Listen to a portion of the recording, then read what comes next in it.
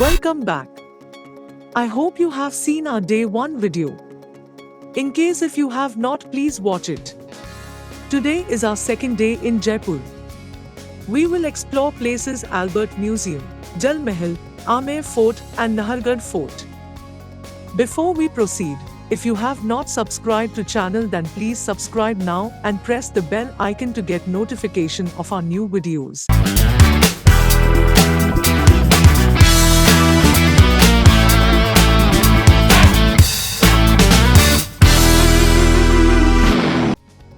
The first place we will visit today is the Albert Museum. The pride of Jaipur, Albert Hall Museum is a true representation of the Indo-Saracenic style of architecture and design. This revival style architecture was used by the British in India during the 19th century and was mostly used for government and public buildings. The entrance to the building is magnificent, and the building itself is surrounded by beautiful garden. The museum is a treat for art and history buffs. It has wide variety of artifacts, artworks, coins, sculptures, and weapons. It's a must-visit place for history lovers. The famous blue pottery of Jaipur can be seen regally displayed in cases in the museum. You can take a walk around this section to feast your eyes on the beautiful garments worn by the royals. These weapons and armors are truly breathtaking. The entry ticket for the museum is ₹40 for Indian and 300 for foreign visitor. The most famous attraction of the museum is the sarcophagus of an Egyptian mummy, preserved for centuries. Also, there is an X-ray of the mummy performed in 2011. One of India's most majestic palaces, the Amer Fort, sits on top of a hill, close to Jaipur. On the way to the fort, we came across this beautifully painted elephant. Only 11 kilometers away from Jaipur, Amer Fort is clad in pink and yellow sandstone.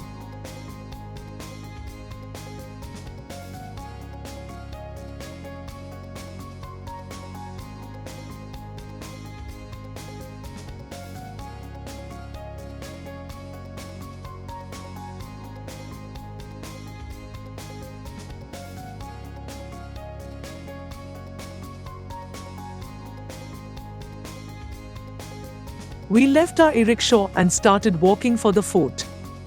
You can also take a jeep for till the main door. But the road is narrow and might get stuck in traffic jam. The garden at the base of the hill is quite magnificent.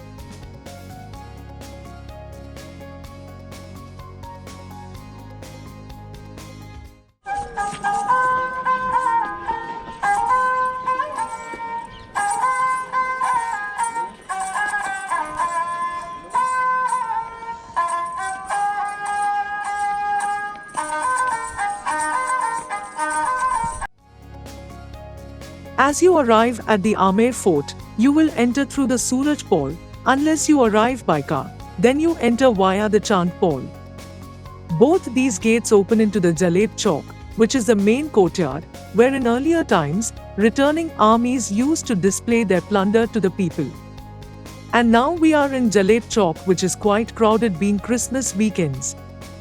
The Amber Palace is divided into 4 sections, each of which is known as a courtyard.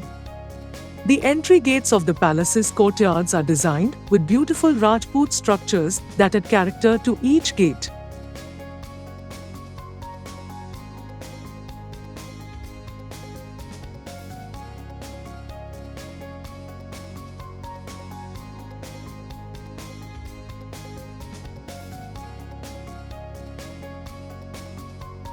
The Amer Palace overlooks Mauta Lake, which was once the Amer Palace's major source of water supply. The lake view and lush green garden add a soothing charm to the place. The Sheesh Mahal is the most talked about and visited section of the palace. One candle lights up the entire palace, and the ceiling resembles a night sky full of twinkling stars. The garden in front of Sheesh Mahal is equally stunning. Ganesh Paul is the most Instagram famous gate of Amer Fort. It can be seen in many music videos and movies. It is also the main gate of the palace and has small windows that were built for the royal women to see around. Palace of Man Singh is the oldest part of the fort. The palace took 25 years to build. In the central courtyard of the palace is the pillared Baradari or pavilion. All sides of this pavilion are connected to several small rooms with open balconies. On the other side of Amer Fort is Panna Meena Ka Kund, a square-shaped stepwell with adjoining stairs on all four sides and a room on the northern wall. It's believed this room was used for religious ceremonies before weddings or on popular festival dates.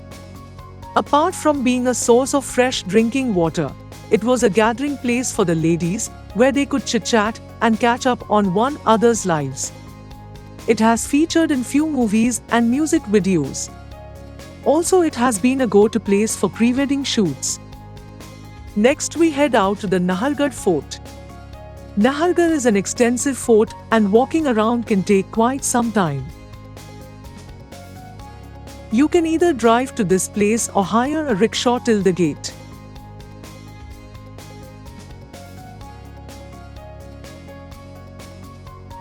The most spectacular part of the fort is the Madhvendra Bhavan, which had 12 identical suites for each of the 12 queens of Savai Madho Singh. An interesting fact about the fort: Nahargarh Fort was also believed to be haunted, and it is said that the spirit of a prince named Nahar Singh roamed about the place and hindered the construction of the fort.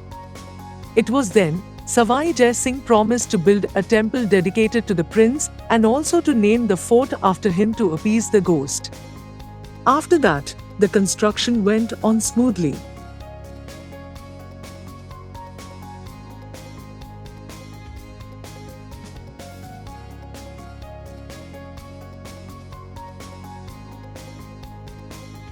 Rajasthan is full of stepwells.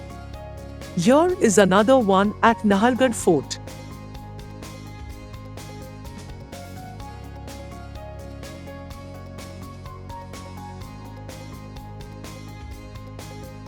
Nahargarh is famous for its sunset and bird-eye view of the city.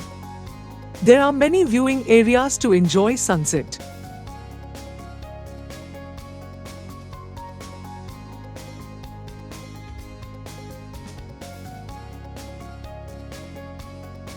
Next, we visit the Jal Mahal or the Water Palace. It's a building in the middle of 15 feet deep lake. It was never meant to be a grand palace. All the Maharaja wanted was a simple lodge for himself when he went duck hunting. As red sandstone is native to Jaipur, the palace was built using this. It is a 5-storied building, and the interesting part is, 4 out of the 5 floors remain underwater when the lake is full. Only the top floor is exposed. Considering the age of the palace and the fact that it is surrounded by so much water, it is interesting to note that the palace had hardly any damage to it in all these years. There was only a little bit of water seepage over the years. In the evening, our rickshaw driver suggested us to visit Sri Brahm Ram Mandir in Brahmpuri area. It was never in our travel list, but we are happy that we visited this place. The exact location for this temple is on our website link.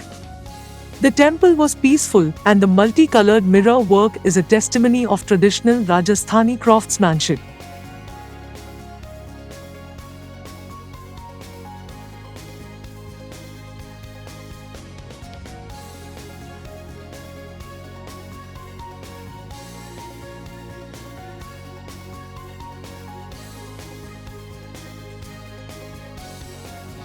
In the evening, please do visit the Albert Museum for its stunning lightworks. Thank you for taking this journey with us. Please share this video with your friends. Also join us for our journey for day 3.